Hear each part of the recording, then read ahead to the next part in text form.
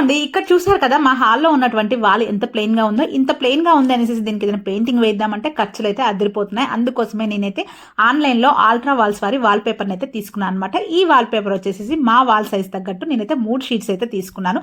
So colour combination వచ్చేసి మా గోడకు తగ్గట్టుగా ఈ షీట్ ని అయితే తీసుకున్నాను అనమాట. షీట్ క్వాలిటీ అయితే చాలా అంటే చాలా బాగుంది. షీట్ ని గోడ కంటించే ముందు ఫస్ట్ గోడను అయితే నీట్ గా క్లీన్ చేసుకోవాలి. తర్వాత అయితే షీట్ ని గోడ మెజర్మెంట్ ప్రకారం చూసుకొని కట్ చేసుకోవాలన్నమాట. ఇలా మార్క్ చేసుకుంటే మనకైతే ఈజీగా ఉంటుంది. తర్వాత ఇది స్టిక్ చేయడానికి పెవికాలు అండ్ సిఎంసి పౌడర్ ని రెండింటిని మిక్స్ చేసేనా అంటే, లేదంటే పెవికాల్లో కొంచెం వాటర్ కలిపేసి థిక్ లిక్విడ్ ఫామ్ అయిపోయిన తర్వాత వాల్ పేపర్ కి బ్యాక్ సైడ్ పెవికాల్ ని పూసేసి అండ్ మనం వాల్ కూడా మెజర్ తీసుకున్నాం కదా, దాని ప్రకారం రోలర్ తో అయితే పెవికాల్ ని పూసిన తర్వాత ఆ స్టిక్కర్ ని మెజర్మెంట్ ప్రకారం గోడకైతే స్టిక్ చేసేయండి. స్టిక్ చేసేటప్పుడు ఎటువంటి బబుల్స్ ఎయిర్ లేకుండా స్టిక్ చేసేసేయండి.